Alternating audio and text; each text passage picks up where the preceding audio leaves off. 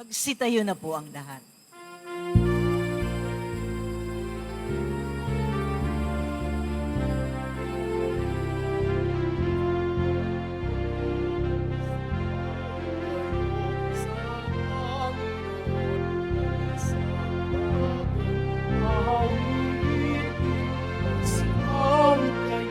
Sa Panginoon, sandaigdigan, kawitan ng Panginoon at purihin ang kanyang ngalan, mahalaga kanyang pagliligtas sa lahat ng panahon. Magsiawit kayo sa Panginoon, isang bagong awitin, singawit kayo sa Panginoon, sandaigdigan.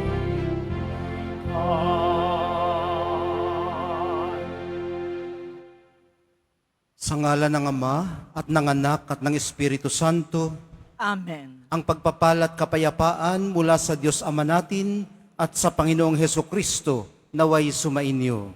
At sumaiyo rin. Mga kapatid, aminin po muna natin ang ating mga pagkukulang at pagsisihan ng ating mga kasalanan upang tayo po'y maging marapat gumanap sa banal na pagdiriwang. Inaamin ko Sa makapangyarihang Diyos at sa inyo mga kapatid, na lubha ako nagkasala sa isip, sa salita, sa gawa at sa aking pagkukulang. Kaya isinasamo ko sa mahal na Birheng Maria, sa lahat ng mga anghel at mga banal, at sa inyo mga kapatid, na ako ipanalangin sa Panginoong ating Diyos. kaawaan tayo ng makapangyarihang Diyos, patawarin sa ating mga kasalanan at patnubayan sa buhay na walang hanggan. Amen. Panginoon, kaawaan mo kami. Panginoon, kaawaan mo kami. Kristo, kaawaan mo kami. Kristo, kaawaan mo kami. Panginoon, kaawaan mo kami. Panginoon, kaawaan mo kami. Manalangin tayo. Ama naming makapangyarihan, itaguyod mo ang aming ginagampanan alinsunod sa iyong kalooban, upang sa ngalan ng anak mong mahal, kami maging marapat magkaroon ng karagdagan sa aming paggawa ng mga kabutihan sa pamamagitan ni Hesukristo, kasama ng Espiritu Santo, magpasawalang hanggan. Amen. Maupo na po ang lahat.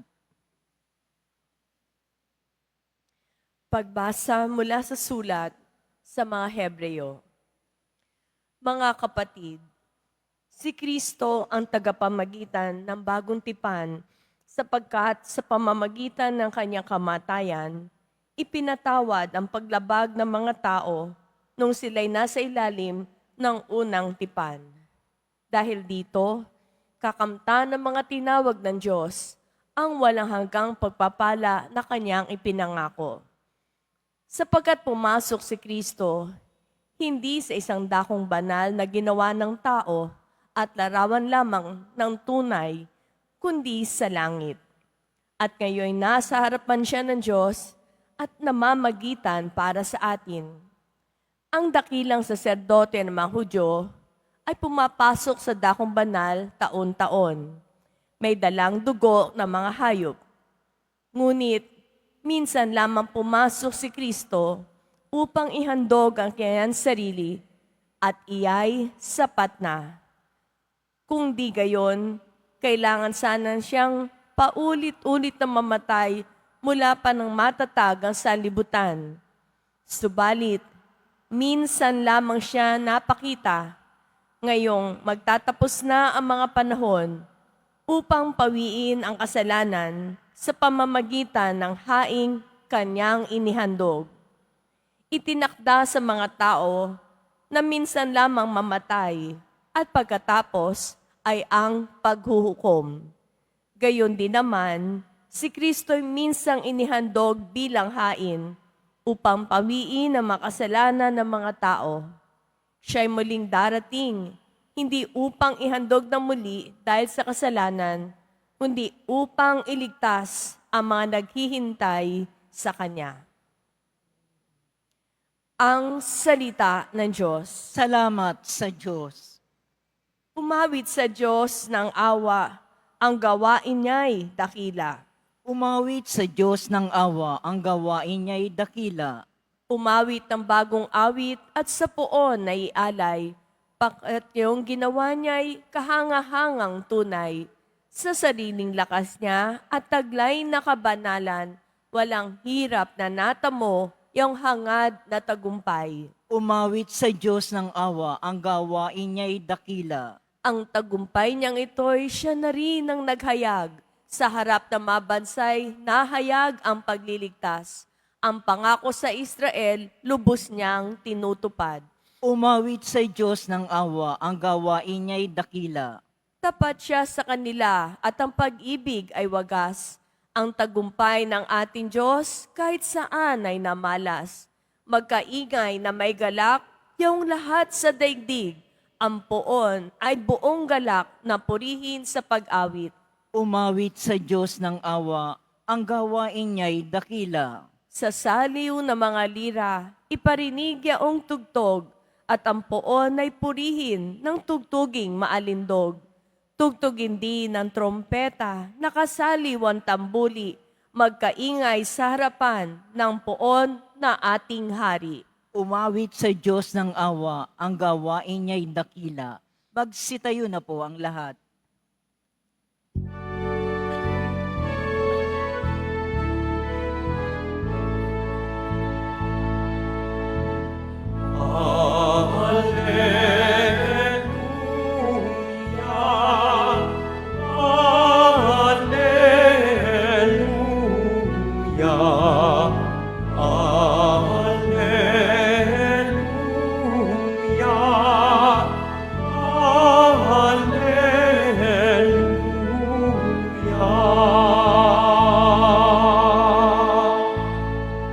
Si Kristo ay nagtagumpay, nalupig ang kamatayan,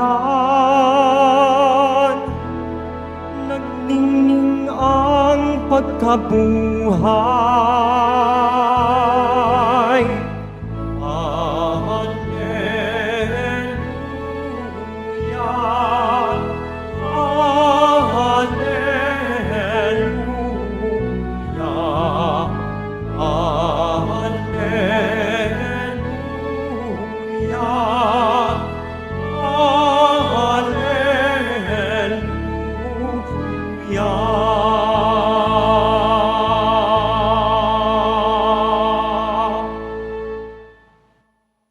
Sumainyo ang Panginoon. At sumaiyo rin. Ang mabuting balita ng Panginoon ayon kay San Marcos. Papuri sa iyo, Panginoon. Noong panahong yun, sinabi ng mga eskribang dumating mula sa Jerusalem, inaalihan siya ni Beelzebul, ang prinsipe ng mga demonyo. Ito ang nagbigay sa kanya ng kapangyarihang magpalayas ng mga demonyo.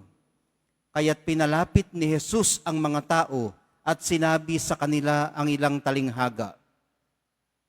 Paanong mangyayaring palayasin ni Satanas si Satanas? Kapag naglaban-laban ang nasasakupan ng isang kaharian, hindi mananatili ang kahariang iyon.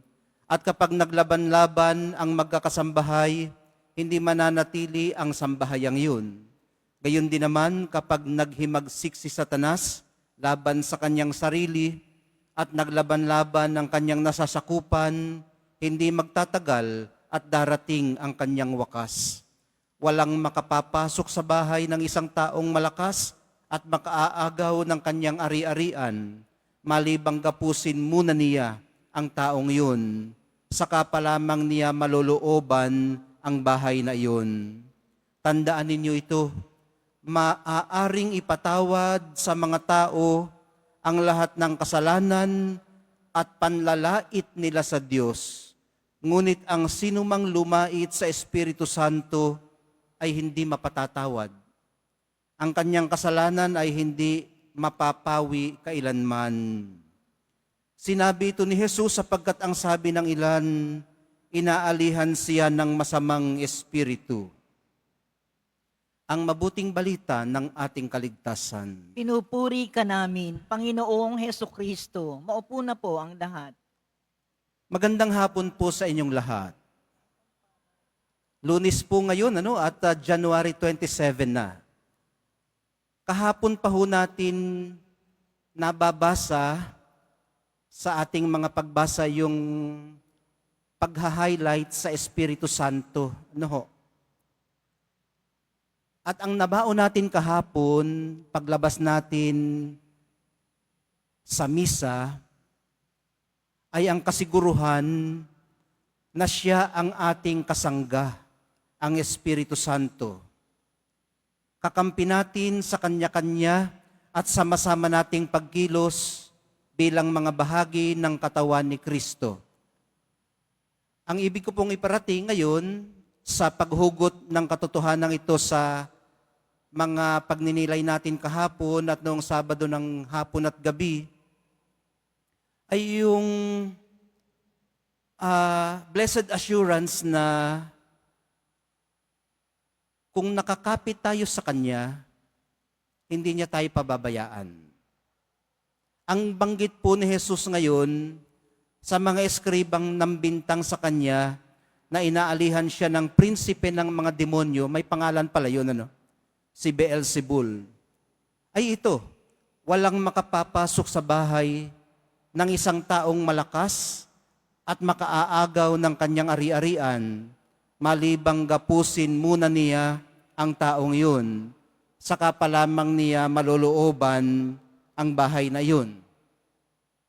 Kung pupulutin po natin ito bilang isang metaphor sa ating buhay espiritual, masasabi po natin na may mga demons po tayo na gumagapos sa ating mga kamay, paa, puso at kaisipan. Kaya hindi po natin ito maiabot sa ating kapwa para magbigay tulong. Kaya hindi tayo makapunta sa mga dapat paratingan ng ating pagkalinga. Kaya hindi tayo makadama para pakilusin ang ating mga kamay at paa dala ng awa. At kaya palagay natin ay may iba pa naman sigurong magmamalasakit. Bakit ba tayo pa? Paggapos na po tayo, alam na natin kung sino ang naunang nakapasok. Pero kung Espiritu Santo po sana ang ating pinatuloy, may lakas po tayo para hindi maigapos. Dahil nga siya po ang ating kasangga. Maaagaw tayo ng iba kung bibitiw tayo sa Kanya. Ang isa pa po niyang sinabi ay ito. Tandaan ninyo ito. Maaaring ipatawad sa mga tao ang lahat ng kasalanan at panlalait nila sa Diyos. Ngunit ang sino mang lumait sa Espiritu Santo ay hindi mapapatawad. Ang kanyang kasalanan ay hindi mapapawi kailanman. Ang paliwanag po ni San Marcos ay dahil nga ang sabi ng ilan, inaalihan siya ng masamang espiritu. Sa madaling sabi, nagsinungaling po sila. Pinabulaanan po nila ang nature ng Diyos. Ito po ang hindi ginagawa ng Diyos, ang magsinungaling. Dahil ang Diyos po ay katotohanan. Kung inyo pong napansin, nung sumagot si Jesus sa mga eskriba, hindi sila ang hinarap nila, kundi humarap siya sa mga taong nakikinig sa Kanya. Binigyan niya ng babala, ng warning, na ito po ang pinakamapanganib sa lahat ng kasalanan. Ito po ang pinakadelikado sa lahat ng kasalanan, ang pinakamabagsik at maaaring hindi mapatawad. Meron po palang kasalanang hindi mapapatawad. Totoo naman, maging ang mga karaniwang paring katulad ko, hindi po lahat ng kasalanan na inilalapit sa akin ay pwedeng patawarin ng karaniwang paring katulad ko. Meron pong mga nakareserba sa Santo Padre sa Roma. Meron namang nakareserbang mga kasalanan ng mga makakapagpatawad lamang ay ang mga obispo. Noon po yan, Pero sa ngayon, medyo na-decentralize na ang mga ito at na-delegate na, lalo na po doon sa mga miyembro ng tinatawag na mendicant orders. Ibig sabihin, yung mga misyonero, katulad ng mga Jesuits, mga Dominicans, mga Carmelites, mga Franciscans, kung saan man sila i-assign, dala nila yung karapatang yun na makapagpatawad ng mga ibang kasalanan na nakareserba lamang sa mga obispo, na i-delegate na Ngayon, mga kapatid, bakit po kaya nasabi na maaaring hindi mapatawad ang panlalait natin sa Espiritu Santo?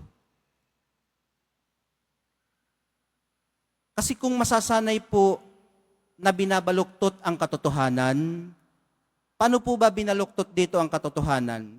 Hindi po ba't sabi natin noong linggo at noong kahapon at noong Sabado, ang Espiritu Santo ang nagsugo sa anak, sa Diyos anak, para isagawa ang katuparan ng pangarap ng Amang pagtubos sa atin.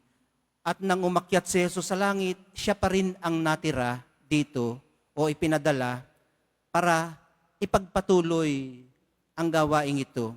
Sa madaling sabi, napupuspo siya ng Espiritu Santo, hindi ng prinsipe ng mga demonyo.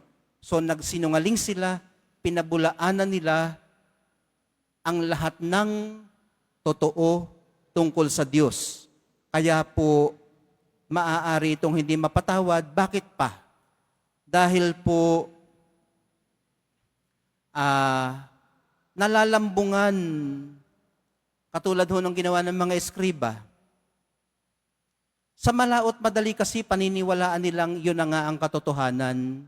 Pag malimit mong sinasabi sa iyong sarili, ang isang bagay,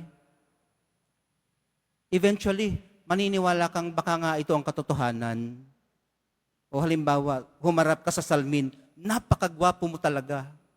Kahit hindi ka masyadong gwapo, kauulit-ulit mo noon, maniniwala ka na rin, eventually nagwapo ka nga. Kung kabaligtaran naman, pinupukpok mo halimbawa ang ulo mo, bakit mo ginawa yun? Napakatanga mo talaga. Baka maniwala ka nga na tanga ka, kaawa-awa ka naman. Hindi ka naman nilikhang tanga. Hindi ba? Ang sabi natin kahapon, tayo po ay mahalaga. Lahat tayo. Hindi lang po ang mga may ginagampan ng importanteng papel sa paglilingkod, kundi lahat patas, mahalaga, may kwenta sa kaharian ng Diyos. Ngayon, yung mga ganito ang laging sinasabi, pagbabaligtad sa katotohanan, pagbebend ng truth, para mag-serve sa kanilang purpose, nalalambungan nito ang kanilang budhi at makikita ang mali bilang tama at ang tama bilang mali. Bakit po nasabing hindi na mapapawi ang salang ito? Dahil wala pong remorse. Walang pagsisisi. Ang kasalanan pong pinatatawad ay ang pinagsisisihan.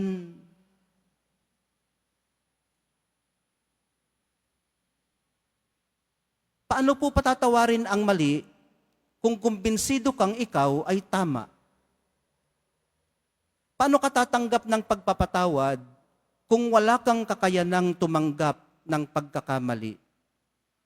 Sa halip, yung nagpamukha sa iyo o nag-feedback sa iyo ng iyong pagkakamali, siya ang iyong babanatan.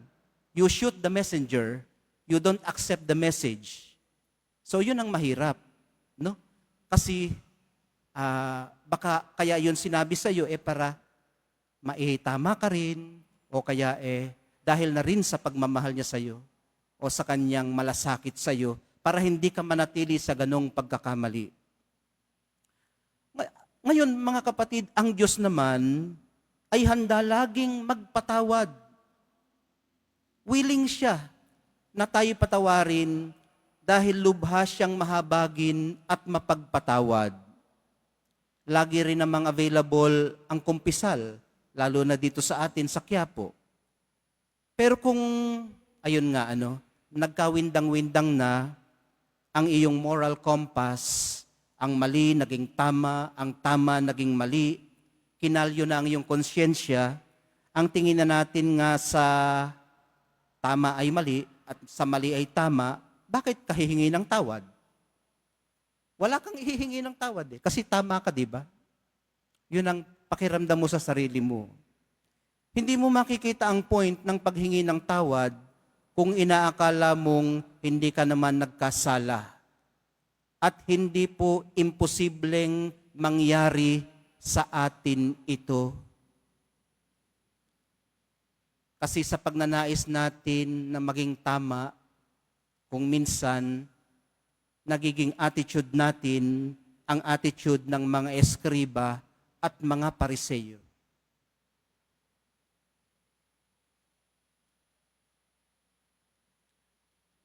Ang first step po kasi para tayo magkaganito, mga kapatid, ay ang pagsisinungaling. Pagsisinungaling. At ang pagpapagaan o pagpapaganda ng mga kasinungalingan at tatawagin itong white lies. There is no such thing as white lies. There are only lies. Pag dumating po tayo sa puntong ang paniwala natin ay hindi na 2 ang answer sa 1 plus 1, nangangahulugan po yun na nawala na sa balanse ang kinatatayuan ng ating katotohanan. Saan po ba natin ibinabase ang ating katotohanan? Ayan. Okay. So assignment na lang yun. Huwag na natin masyadong pahabain. Sa absolute po ba? Sa transcendent? O sa relative? Ayun. Pag relative, katotohanan ko ito, katotohanan mo yan, di maglaban tayo ng ating dalawang katotohanan. Kung sinong manalo, di yun ang katotohanan. Ganun ho ang relative at napakadelikado po nito. Yan ho ang sisira sa atin bilang sambayan ng Kristiyano. Pero bilang simbahan na itinatag ni Kristo, iisang katawan, tayo po ay nakatungtong sa katotohanang nakabase na matibay sa absolute, sa transcendent. Wala pong ibang absolute at transcendent kundi ang Diyos.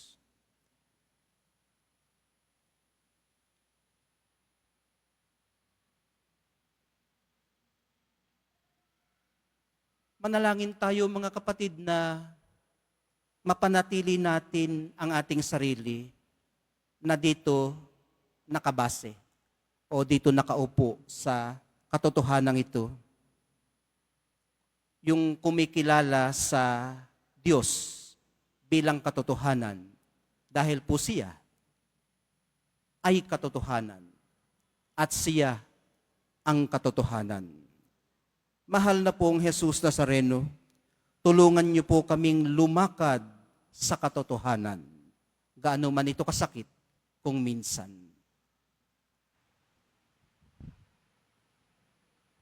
Nagsitayo na po ang lahat.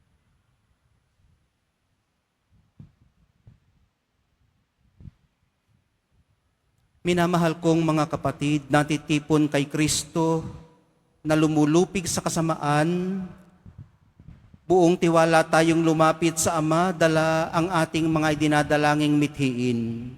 At sa bawat paglapit ang atin pong itutugon, Ama sa langit, iligtas mo kami sa masama. Ama sa langit, iligtas mo kami sa masama. Ang simbahan, naway mapanibago at sumaksi ng may katapatan sa tamang pagpapahalaga sa buhay upang makatulong sa pagpapanumbalik sa mundong nasadlak sa kasamaan. Manalangin tayo. Ama sa langit, iligtas mo kami sa masama. Ang mga nagdidigmaang mga bansa, naway matutong mamuhay sa pakikisa at pagtutulungan upang makapagdulot ng kapayapaan sa daigdig. Manalangin tayo. Ama sa langit, iligtas mo kami sa masama. Ang lahat ng nananalig kay Kristo, naway mapaglabanan nila ang pagkakahiwa-hiwalay at maging iisa sa Panginoon. Manalangin tayo. Ama sa langit, iligtas mo kami sa masama. Ang mga may sakit, lalo na ang mga lumpo at may kapansanan, naway tumanggap ng kasiyahan at kalinga sa mga nag-aalaga sa kanila. Manalangin tayo. Ama sa langit, iligtas mo kami sa masama.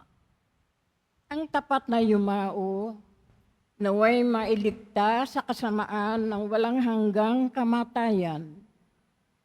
Manalangin tayo. Ama sa langit, iligtas mo kami sa masama. Sa ilang sandali ng katahimikan, ating ipanalangin ang iba pang mga pangangailangan ng ating pamayanan. Gayon din ang mga intensyon na inialay sa ating misa sa araw na ito. At isama rin natin ang ating mga pansariling kahilingan.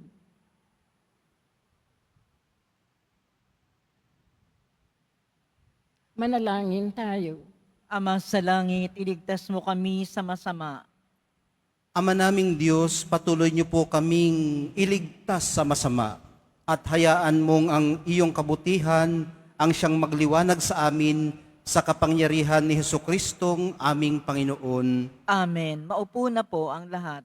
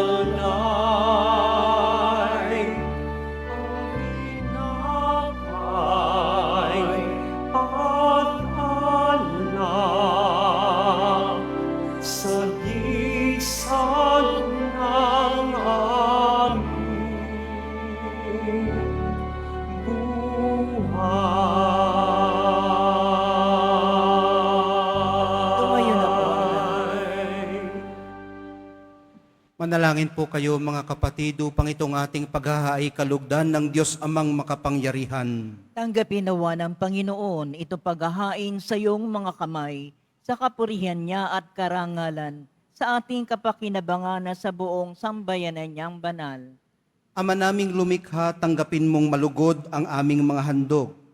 Ngayong ang kabanalan ay iyong dulot.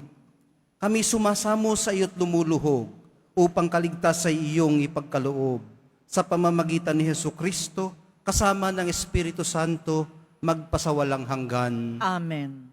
Sumainyo ang Panginoon. At sumaiyo rin. Itaas sa Diyos ang inyong puso at diwa. Inaas na namin sa Panginoon. Pasalamatan natin ang Panginoong ating Diyos. Marapat na siya ay pasalamatan. Ama naming makapangyarihan, tunay ngang marapat na ikaw ay aming pasalamatan. Sa iyong paglingap at kagandahang loob, ang tao'y nilikha mo't pinapangasiwa sa sansinukob. Sa hangad mong siya'y iwastong lubos, siya'y pinagdusa mo sa kanyang pagtalikod. Sa iyong paggiliw iyong ipinahintulot na makabalik siya sa pamamagitan ni Kristo Jesus. Kaya kaisa ng mga anghel na nagsisiawit ng papuri sa iyo, nang walang humpay sa kalangitan, kami nagbubunyi sa iyong kadakilaan. Santo, Santo, Santo, Panginoong Diyos ng mga hukbo, napupuno ang langit at lupa ng kadakilaan mo, usana sa kaitaasan, pinagpala ang naparirito sa ngalan ng Panginoon, usana sa kaitaasan, magsiluhod po ang lahat. Ama naming banal, ikaw ang bukal ng lahat ng kabanalan. Kaya't sa pamamagitan ng iyong Espiritu, gawin mong banal ang mga kaloob na ito upang para sa amin maging katawan at dugo ng aming Panginoong Hesu Kristo.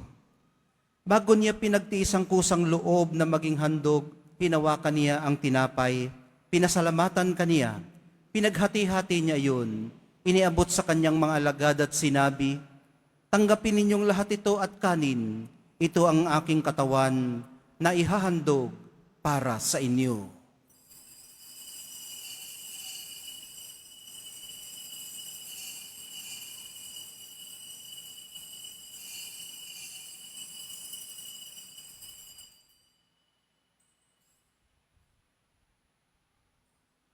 Gayon din naman nung matapos ang hapunan, hinawakan niya ang kalis, muli kanyang pinasalamatan. Iniabot niya ang kalis sa kanyang mga alagad at sinabi, tanggapin ninyong lahat ito at inumin.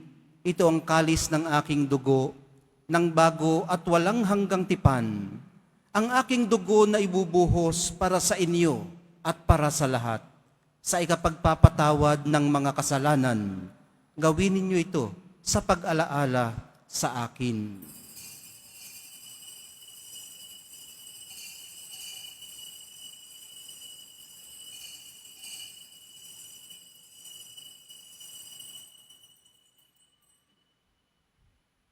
Tumayo na po ang lahat.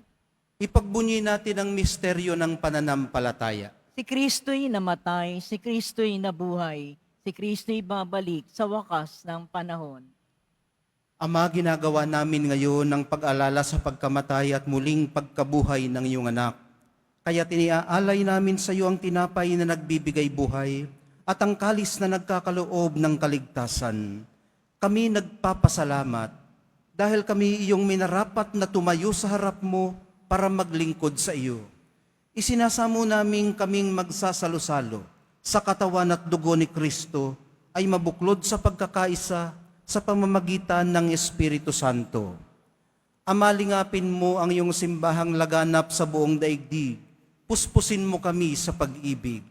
Kaisa ni Francisco na aming Santo Papa at ni Jose na aming Obispo at ng Tanang Kaparian. Alalahanin mo rin ang mga kapatid naming nahimlay nang may pag-asang sila'y muling mabubuhay, gayon din ang lahat ng mga pumanaw. Kaawaan mo sila at patuloyin sa iyong kaliwanagan. Kaawaan mo at pagindapatin kaming lahat na makasalo sa iyong buhay na walang wakas. Kaisa ng mahal na Birheng Maria na ina ng Diyos, ng kabiyak ng puso niyang si San Jose, kaisa ng mga apostol ni San Juan Bautista at ng lahat ng mga banal na namuhay dito sa daigdig ng kalugod-lugod sa iyo, maipagdiwang nawa namin ang pagpupuri sa ikararangal mo sa pamamagitan ng iyong anak na aming Panginoong Hesu Kristo. Sa pamamagitan ni Kristo, kasama niya at sa Kanya, ang lahat ng parangal at papuri ay sa iyo, Diyos Amang makapangyarihan, kasama ng Espiritu Santo, magpasawalang hanggan. Amen. sa tagubili ng mga nakagagaling na utos at sa turo ni Jesus na Panginoon natin at Diyos, ipahayag po natin ng lakas loob. Ama namin, Sumasalangit ka, sambahin ang Sambahin ngalan mo, ang mapasa amin Mapasa ang amin kaharian ang mo, sundin ang Sundin loob mo dito sa lupa para ng para sa ng langit. Bigyan mo Bigyan kami mo kami ngayon ngayon ng aming kakanin sa sa araw-araw. At At patawarin mo kami sa aming mga sala para ng pagpapatawad namin sa nagkakasala sa amin. At huwag mo kami ipahintulot sa tukso at iadya mo kami sa lahat ng masama. Hinihiling po namin kami iadya sa lahat ng masama, pagkalooban ng kapayapaan araw-araw, iligtas sa kasalanan at ilayo sa lahat ng kapahamakan, samantalang aming pinananabikan ang dakilang araw ng pagpapahayag ng tagapagligtas naming si Hesu Kristo. Sapagkat iyo ang kaharian at ang kapangyarihan at ang kapurihan magpakailanman. Amen. Panginoong Hesu Kristo, sinabi mo sa iyong mga apostol, kapayapaan ang iniiwan ko sa inyo, ang aking kapayapaan ang ibinibigay ko sa inyo. Tunghayan mo ang aming pananampalataya at huwag ang aming pagkakasala. Pagkalooban mo kami ng kapayapaan at pagkakaisa ayon sa iyong kalooban, kasama ng Espiritu Santo, magpasawalang hanggan. Amen. Ang kapayapaan ng Panginoon ay laging sumainyo. At sumaiyo rin. Magbigayan po kayo ng kapayapaan sa isa't isa. Kordero ng Diyos na nag-aalis sa mga kasalanan ng sanlibutan, maawa ka sa amin. Kordero ng Diyos na nag-aalis sa mga kasalanan ng sanlibutan, maawa ka sa amin. Kordero ng Diyos na nag-aalis ng mga kasalanan ng sanlibutan, pagkaloob mo sa amin ang kapayapaan. Magsiluhod po ang lahat.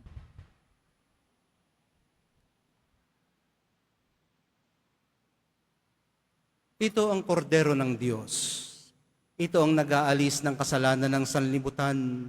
Mapapalad ang mga inaanyayahan sa kanyang piging. Panginoon, hindi Hindi ako ako karapat-dapat na magpatuloy sa iyo, ngunit sa isang salita mo lang. lamang ay gagaling na ako.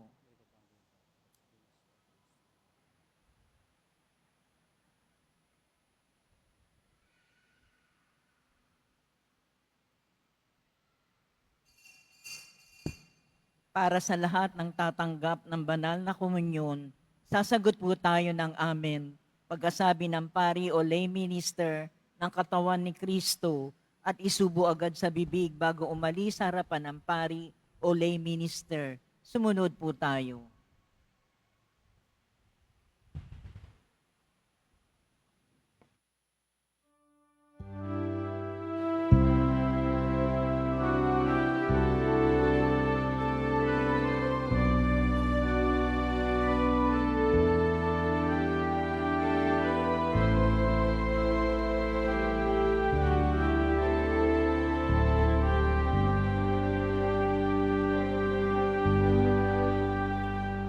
Ang Panginoon ang aking tanglaw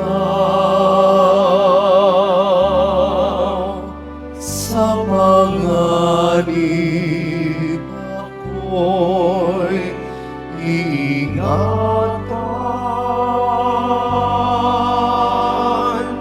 Kanino ko masisindak, matatakot kung ako'y laging nasa piling niya.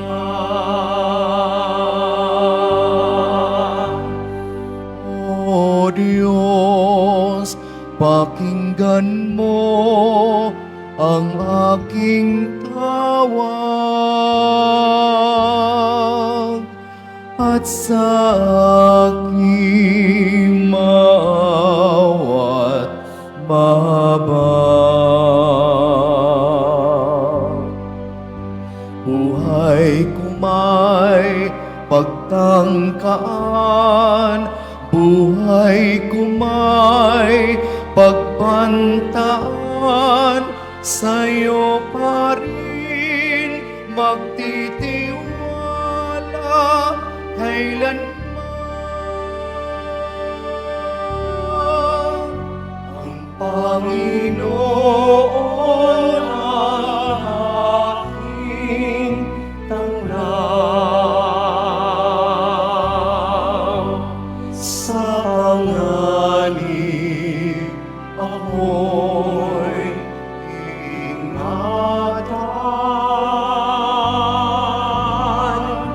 Kanino ako masisindak, matatakot kung ako'y laging nasa piling niya.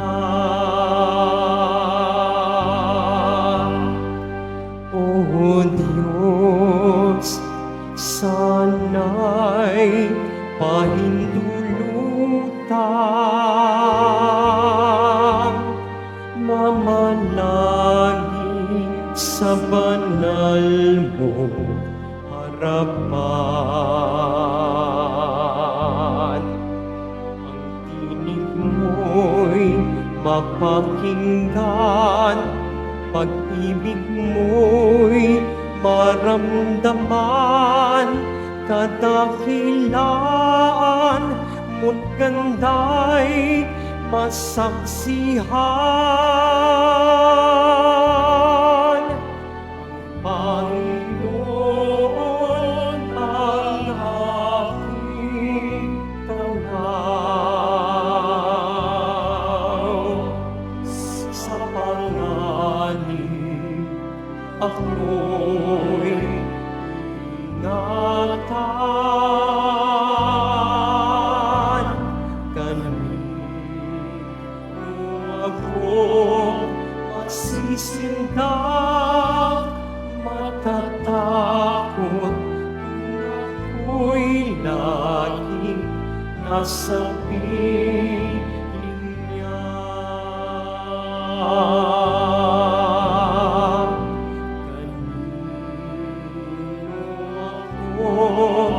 Masisindak, matatakot kung ako'y laging nasa piling niya.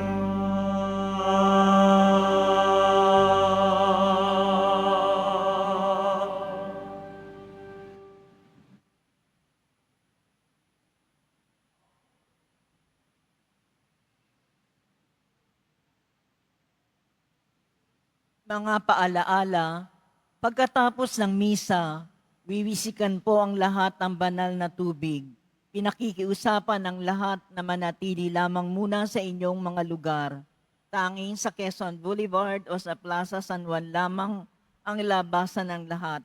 Sumunod po tayo. Maraming salamat sa inyong pagdalaw at pagsisimba sa Basilica Menor at Pambansang Dambana ni Jesus Nazareno. Tumayo na po ang lahat. Manalangin tayo. Ama naming mapagmahal, ipagkaloob mong sa aming pakikinabang sa iyong kagandahang loob na bumubuhay, lagi nawa naming maikarangal ang iyong pagpapalang sa amin ibinigay sa pamamagitan ni Hesukristo, kasama ng Espiritu Santo, magpasawalang hanggan. Amen. Sumainyo ang Panginoon. At sumaiyo rin. Mahal na poong Jesus Nazareno, inihayag mo sa pamamagitan ng krus ang walang maliw na pag-ibig ng Diyos sa sangkatauhan. Pakinggan mo ang kahilingan, lalo na para sa mga nangangailangan ng iyong tulong at awa. Makamtanawa namin ang inyong kasagutan na may utang na loob na tinatanaw. Basbasan din po ninyo't pagpalain, lalo na po ang kanilang mga ipinagpapasalamat sa iyo, ang kanila pong mga hinihiling, ang kanilang mga hinahanap, lalo na ang hanap buhay, ang lakas ng katawan, ang pag-asa sa buhay, at ang kagalingan sa kanilang mga sakit, nang naaayon sa inyong kalooban. Basbasan din po ninyo ang kanilang dalang mga imahen at dasalan upang lalo kaming manalangin at magtiwala. Sa pamamagitan ng bendisyon na ito, naway lalo kaming maging mapaglingkod, masunurin at tapat sa iyo na aming malwalhating Panginoon magpasawalang hanggan. Amen. At pagpalain kayong lahat at ang inyong buong pamilya at mga komunidad ng makapangyarihan at mapagmahal na Diyos, Ama, Anak, at Espiritu Santo. Amen. Humayo kayong taglay ang pag-ibig at kapayapaan ng mahal na poong Jesus Nazareno. Salamat sa Diyos.